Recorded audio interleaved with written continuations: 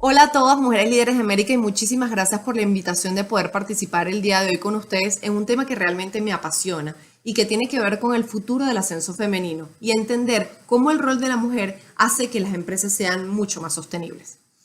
¿Qué hace sostenible a una empresa? Hay muchísimos temas relacionados a la sostenibilidad como tal, principalmente tres: el social, el ambiental y el económico.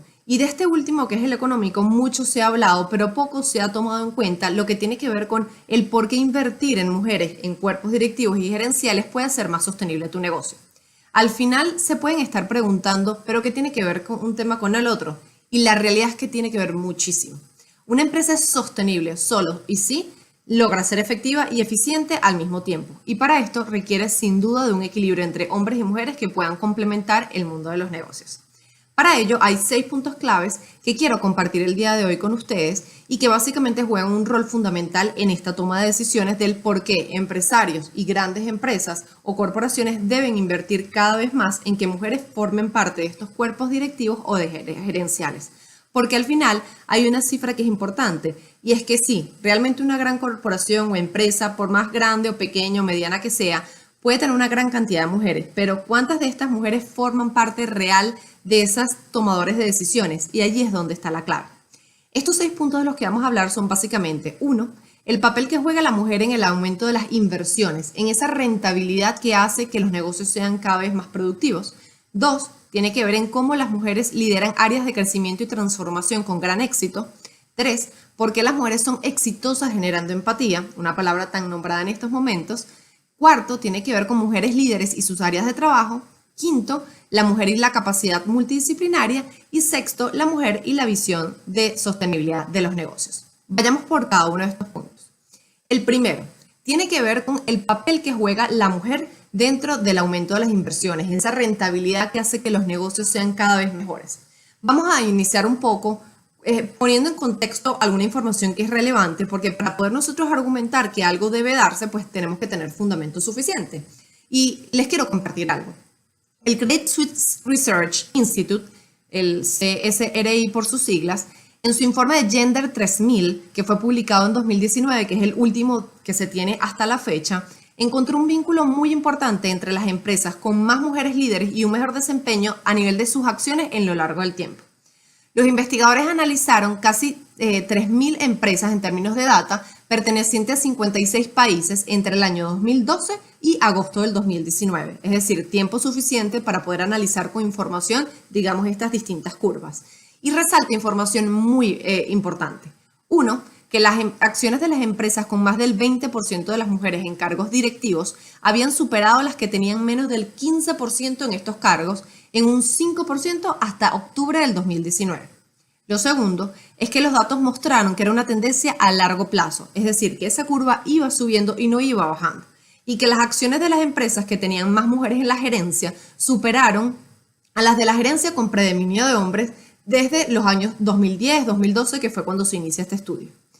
Tercero, tiene que ver con que se encontró en los retornos de flujo de efectivo que las inversiones fueron 2% más altos para las empresas con mayor proporción de gerentes senior femeninas, y cuando nos referimos a gerentes senior es esos cuerpos directivos, generales, todas aquellas tomadoras de decisiones, y las acciones de empresas más diversas también exhibieron mayor volatilidad. Y último, que en términos de sectores a nivel mundial, lo que tiene que ver con sector comunicaciones, consumo discrecional, consumo básico, tuvieron las salas de junta con mayor diversidad de género. Por tanto, fueron más rentables y su inversión fue mucho más sostenible en el tiempo.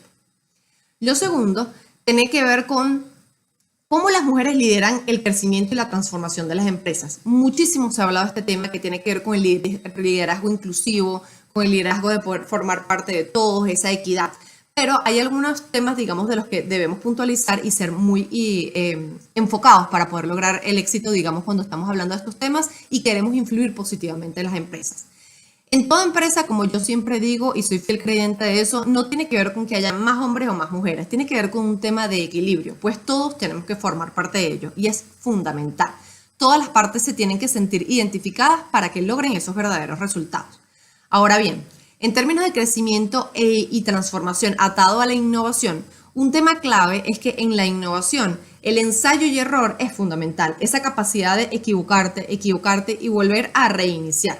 Y en este sentido, según un estudio realizado por una consultora llamada Lindsay, que es especialista en estos temas de innovación y equidad de género, comentan que las empresas que cuentan con un 30% más de mujeres en cuerpos directivos suelen ser más innovadoras. Y básicamente lo atan a ese punto que tiene que ver con la capacidad que tienen las mujeres de poder enfrentarse a mayores adversidades y poder enfrentarse a ensayo y error, caerse y volver a reiniciar de manera mucho más fluida. Digamos, es mucho más natural para las mujeres que para los hombres esto.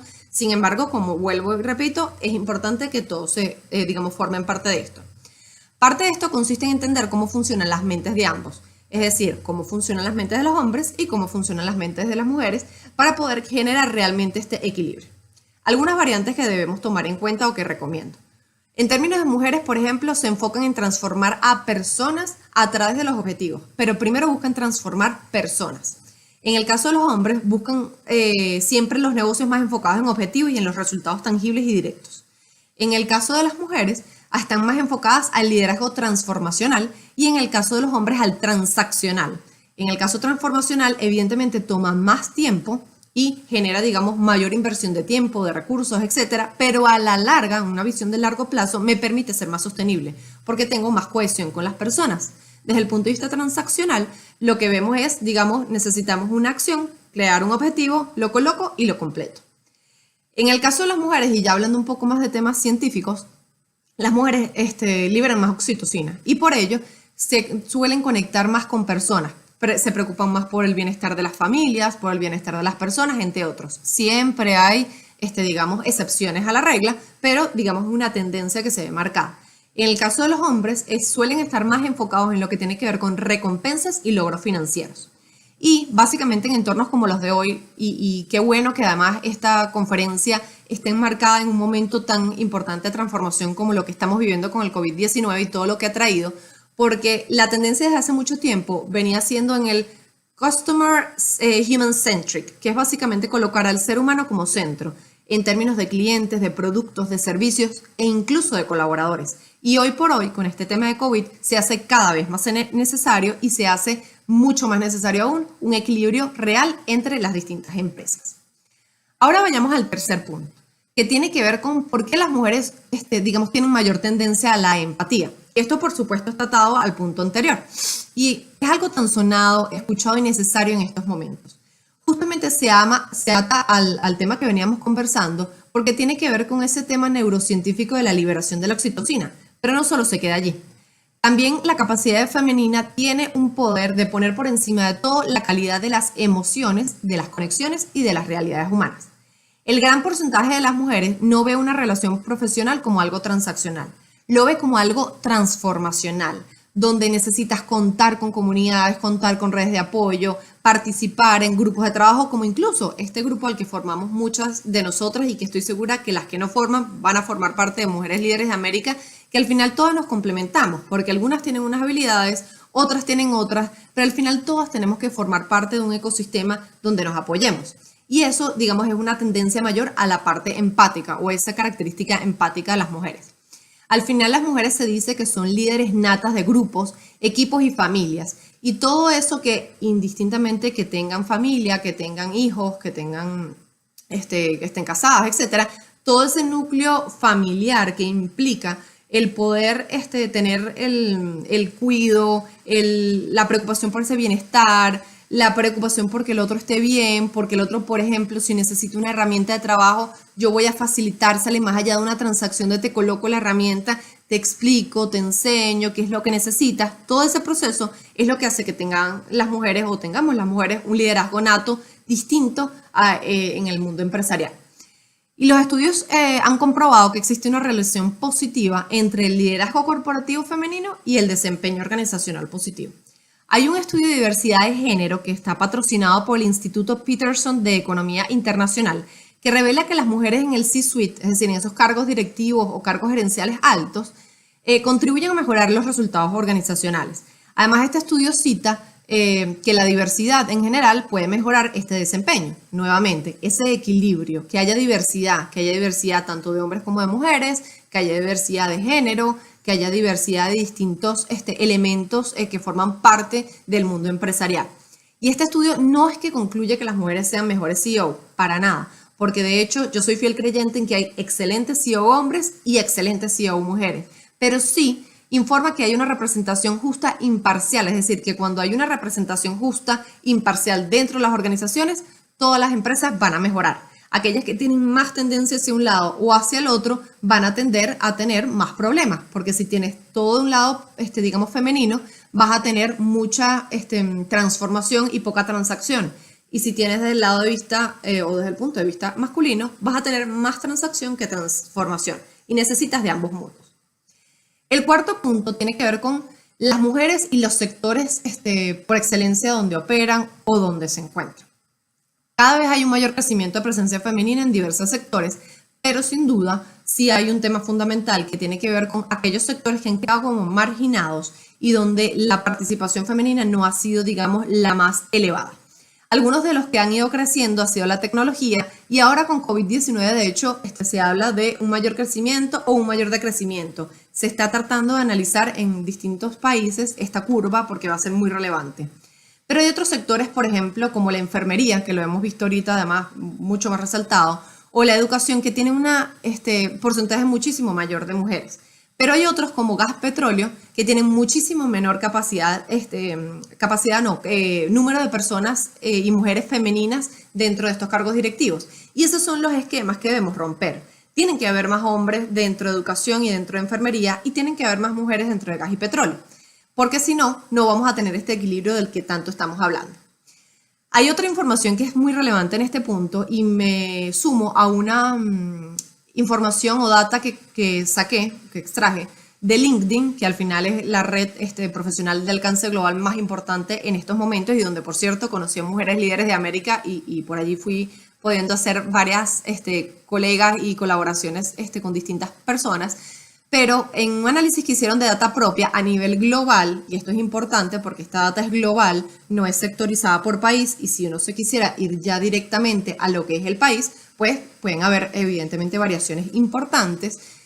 Da algunas cifras interesantes de cómo hay algunas industrias con mayor tasa de cambio en términos de contratación de liderazgo femenino, porque al final ellos lo tienen en su base y pueden darnos esta data.